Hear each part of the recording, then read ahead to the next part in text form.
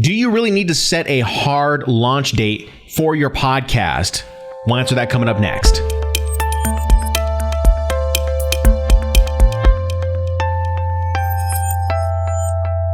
Hey there, podcaster. My name is Ashan Man, radio broadcaster, podcaster, and podcast producer. And thank you so much for watching today's video. We are talking today about whether or not you need to set a hard date or a hard launch date for your podcast. And the reason why I am creating this video today is because within the past couple of weeks, I've gotten a few messages from people saying that they're curious as to whether or not they should be submitting their podcast into Apple Podcasts right now to get the approval process rolling so they can reach their hard launch date. So I want to kind of break this down for you, and I don't know if it's necessarily taking the pressure off for you, the podcaster, but hopefully it will give you a better idea and an understanding whether or not a hard launch date is good for you or a soft launch date is good for you. So I want to try to, I don't know if it's necessarily define what a soft and hard soft launch and a hard launch are, but I want to be able to clarify what those are for you and maybe take some pressure off of whatever it is that you're trying to launch as far as your podcast is concerned. But before we get into that, I want to go ahead and mention to the new podcasters who are jumping into this channel for the very first time and watching this video, I have an essential equipment guide that you can go ahead and check out. It's all the equipment that I use here at my house. It's all the equipment that I'm using for this particular video, and of course the video or the equipment that my clients use whenever they do record podcasts. So that essential equipment guide is down in the description of this YouTube video. Go check it out and get downloading. So let's go ahead and define first about why you want to do a hard launch or a soft launch. All right. So if you haven't figured it out yet, and you haven't figured out what your goal is for your podcast, and you hear me talk about this all the time, you have to figure out what is your goal. What is the objective of your podcast? Is it to entertain or is it to educate? And if it's under the entertainment, I guess, category, what is the underlying objective or the goal behind that? I mean, it can't just be for laughs. That means that maybe you want to start a podcast because you want to be able to try and make this thing work for yourself. You want to turn it into something that's a little more. Well, you really are going to have to figure out and define that underlying goal. You just can't say I'm just doing it for laughs. Now, there are podcasters out there that do it for laughs and they have monetized off of it, but they had an objective. So I want you to really try to define that objective underneath what you're already creating for your podcast. But let's go over the ideas of soft launches versus hard launches. And I want to kind of break those down as to how I see them and how they apply to podcasting. All right.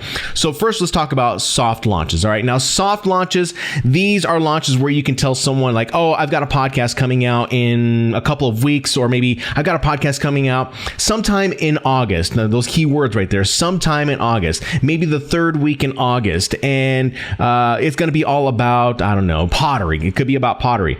And you're not really making a big splash into the marketplace. What you're doing is you're just trying to get the idea, or you're trying to get the podcast out into the marketplace, because you do know that the launch process does take a lot of work. It's that pre-launch process that you have to do all the work ahead of time in order to get the podcast up into Apple Podcasts, Google Podcasts, or whatever syndication platform that you're looking at. So there's not going to be a major big splash when it comes down to presenting your podcast to the masses.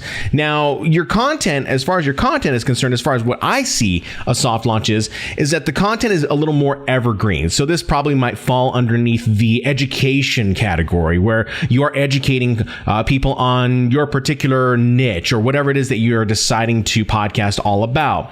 Now, the content is always going to be rich. It's always going to be usable at any time. And so anytime someone goes to your podcast, they can listen to those episodes and kind of gain something from it each time that they go ahead and they listen to it. So that's something to think about when it comes down to a soft launch. Your soft launch isn't necessarily time sensitive. It's more evergreen. We can also look at soft launches as a great way for you to understand your audience over time. It's very similar to kind of how this particular YouTube channel is, a podcast that I have helped create for other people.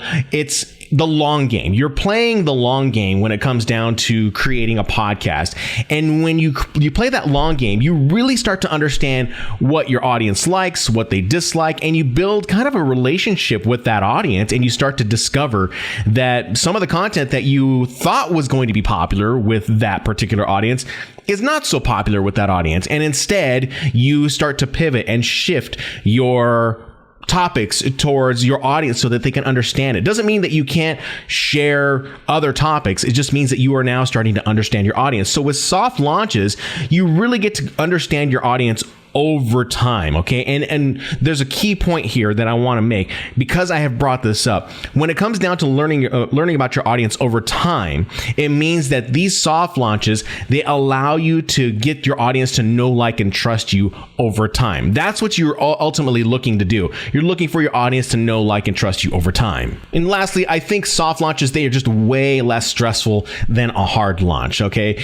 Soft launches can have just like, they're like, hey, I'm going to be releasing it on a Tuesday in the second week of August. Just be on the lookout. It may come out on a Wednesday. They're very soft, obviously. So just kind of keep that in mind. Now let's flip over to the other side and let's talk about hard launches. And why are hard launches not necessarily bad, but they're not necessarily the greatest? I mean, they're hard launches for a reason. And in fact, hard launches can actually be a really good thing when you think about it, if you have the right pieces in place. Now, it's all going to depend on your objective of what you're trying to do with your podcast. So if you have set a hard date for your podcast to launch on a specific day, likely there is a reason that there is a objective way down the line that you are trying to achieve, or something, that a goal that you're trying to get to. Typically, a hard launch has some type of metric that is associated with it. Those metrics could be either downloads, you're trying to get a certain amount of downloads, or maybe you're trying to sell something, or you're trying to get a certain amount of sales for your podcast. Now, this can go real deep when it comes down to hard launches, because when you set a specific day, typically you're trying to get more people to listen to the podcast so that you can basically fill up a number of people into your, I guess, community or into your circle, so that you can start funneling them down into a sales process. That sales process can look like downloads, like, hey, you're just looking to get downloads so you can get sponsorships for your podcast, or maybe you're selling merchandise, maybe you're selling digital products, maybe you've got a book that you want to sell on the back end of your podcast. Hard launches have specific metrics associated with them, which means that you are trying to get results in a specific amount of time. So when you think about a hard launch, do you really need to do a hard launch for your podcast? Are you looking for those downloads, or do you just really need to do a soft launch instead so that you can get a handle on the idea of trying to do a podcast? One thing that comes with hard launches is that they are generally associated with affiliations and advertising. So what do I mean by that? Affiliations meaning that the podcaster has reached out to their network so they can tell their network, hey, I've got a podcast that is going to be launching on May 31st. Can you share this out on May 31st? I will share with you all the promotional details. Just as long as you share that out, I want to make a big splash. I want to make a lot of noise in the marketplace so that people know they can come and listen to my podcast. But they're also incorporating advertising. So this could mean that they're incorporating Facebook advertising, YouTube advertising, Twitter advertising. Just, it all depends. You're really making a big splash. So that's what you're looking at when it comes down to a hard launch. Now, one thing you have to be careful of when it comes to a hard launch is that you can get a lot of people that come in and listen to the podcast. But what happens is that you're going to get a lot of people, but there's a drop off. You might get some people that will stay loyal to you, but you might also get people that will just drop off because maybe they find that the content just really isn't there. Maybe it's just more about being sales driven. Maybe it's just not really jiving with you. And you're thinking to yourself, well, I listen to the podcast. It's kind of the same thing over and over. So I'm going to just kind of move on to the next one. So there's good and bad. I mean, it doesn't mean that it doesn't work whenever you do a hard launch and you make a big splash, because you can get a lot of people, but you're probably going to see a drop off of some people because they just really weren't interested in what your content was all about. Hard launches can be very time sensitive. So one area I think of podcasting that it really works well is the storytelling niche, where people are creating these stories for people to listen to, and they make a big splash because they're trying to get a lot of downloads to this particular story. Maybe there's sponsorship that is tied to that particular storytelling podcast, where it's sponsored by, I don't know, we'll just say Squarespace for example. Maybe it's sponsored by a local company. It all depends, but there's likely something that is tied to that. Typically, it's downloads and sales in some form or another. This really isn't bad for storytelling podcasts. In fact, it's a really good thing when you really think about it. But you got to do a lot of the work on the back end before you launch the podcast. You got to set up the deals. You got to set up a lot of the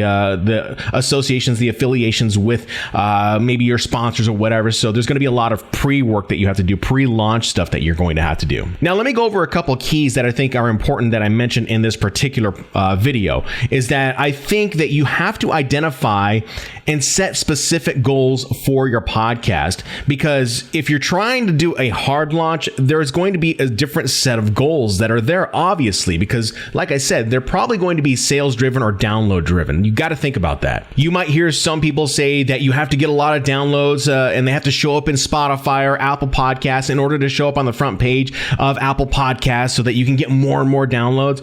Me, I'm not a real big hype guy. What I do believe in is delivering value and more value over time, because it's more of a long game. I take this idea from the fitness world where every little day you get a little bit better at building strength over time. So this is the way I look at podcasting. You can have a big splash, or you can build strength over time, and that strength really will be within your audience because they will be loyal and they know that you will deliver every single time. Podcasting is just always going to be a long haul game, just like talk radio is a long haul game, just like radio is a long haul game, like TV shows are a long haul game. You got to remember it's a long haul game so you can build trust with your audience, but it's got to be built with value. Now, with a long haul game, you can definitely set objectives, you can set sales goals, you can set download goals inside of a long haul game. Maybe over time, maybe you're doing a 100th episode and maybe you want to see more downloads come down. You would have to do a lot of the work ahead of time and then have a hard launch date for, specific episodes being dropped into the syndication platforms, but it does take a little bit of work. So you can do these hard launches. It's just going to take a little bit of work. And the last thing that I want to share with you is that consistency is the thing that is going to make or break you and your podcast, or maybe it's going to separate you from the other podcasts that are out there. You have to stay consistent over time. Now, you can take breaks. You certainly can take breaks, but your consistency of the content is going to make or break how well your podcast does over time. So you're going to add value, you want to build loyalty and trust, and you want to have consistency. Those will always be the keys to continuing to have a successful podcast.